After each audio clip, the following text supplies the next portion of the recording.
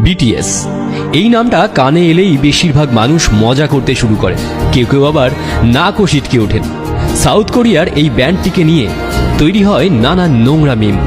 কিন্তু আজ আমরা আপনাদের বিটিএস এর বিষয়ে এমন কিছু কথা বলবো যা শোনার পর পরের বার থেকে আপনি বিটিএস নিয়ে হাসাহাসি করার আগে অন্তত দুবার ভাববেন।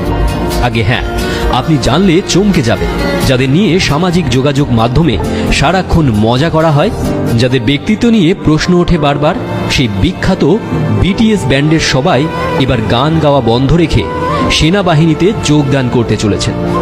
এতদিন যাদের হাতে গিটার থাকতো তারা হঠাৎ হাতে বন্দুক নিয়ে ঘুরে বেড়াবে। কাহিনীটা মেলাতে পারছেন না তো? চলুন আজ আপনাদের বিটিএস সম্পর্কে যাবতীয় দৃষ্টিভঙ্গি বদলে দিন। সামাজিক যোগাযোগ মাধ্যমে যারা সারাদিন বিটিএস নিয়ে মজা করেন, বিটিএস এর পোস্টে হা হা রিয়াকশন দেন, তাদের যদি জিজ্ঞেস করেন আপনারা কোন কারণে এমনটা করেন, তখন তারা হয়তো চুপ করে যান, কোনো উত্তরই খুঁজে পান না। কারণ এই মানুষগুলো এটা জানেন না যে বিটিএস ব্যান্ডের ওই 7টা ছেলের জীবন একসময় কতটা কঠিন ছিল। তারা এটাও জানে না যে গিনেস বুক থেকে শুরু করে গ্রামি কিংবা বিলবোর্ড মিউজিকের একদম ওপরের সারিতে থাকে এই ব্যান্ড। অনেকেরই অভিযোগ এই 7টি ছেলের মধ্যে নাকি কোনো ব্যক্তিত্ব নেই, কিন্তু তারা জানেন না যে এই ছেলেগুলি এই মুহূর্তে 2 বছরের জন্য গান গাওয়া বন্ধ করে দেশের হয়ে মিলিটারি সার্ভিসে যোগ দিতে চলেছে। বিটিএস দল থেকে কিম সিওকজিন সেই প্রথম সদস্য যিনি ইতিমধ্যেই যোগ দিয়েছেন সামরিক বাহিনীতে।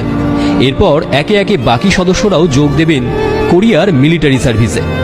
আসলে দক্ষিণ কোরিয়ায় 18 থেকে 28 বছরের মধ্যে সমস্ত দেশবাসীকে মিলিটারি সার্ভিসের জন্য নাম লেখাতে হয়।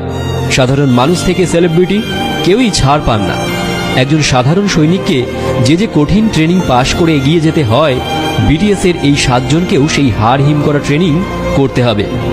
ওরা পৃথিবী বিখ্যাত সেলিব্রিটি বলে ওদের জন্য স্পেশাল কোনো থাকার জায়গা বা খাবারের ব্যবস্থা করা হবে না। আর 5 জন সাধারণ সৈনিক যেভাবে থাকেন, যা খাবার খান, বিটিএস এর এই মেম্বারদেরও সেভাবেই চলতে হবে। হ্যাঁ, 1200 কোটি টাকার মালিকদের তাঁবু খাটিয়ে মাটিতেই ঘুমোতে হবে আগামী 2 বছর। এবারের কাতার বিশ্বকাপ দারুণ সফল। মেসির হাতে কাপ ওঠার ফলে এই বিশ্বকাপকে অনেকেই অন্যতম সেরা বিশ্বকাপ বলেছেন। এই বিশ্বকাপেই পারফর্ম করেছিল বিটিএস ব্যান্ডের অন্যতম নামী মেম্বার জংকুক। বিটিএস নিয়ে অনেকে নাক কুঁচকালেও এই পারফরমেন্স দেখে মনে মনে বলেছেন, না, ছেলেটার সত্যিই এলেম আছে। সারা পৃথিবী চেনে এই ব্যান্ডকে, কখনো ক্যান্সার আক্রান্ত বাচ্চাদের জন্য, আবার কখনো করোনা আক্রান্ত মানুষদের জন্য কোটি কোটি টাকা দান করে দেয় এই ব্যান্ড।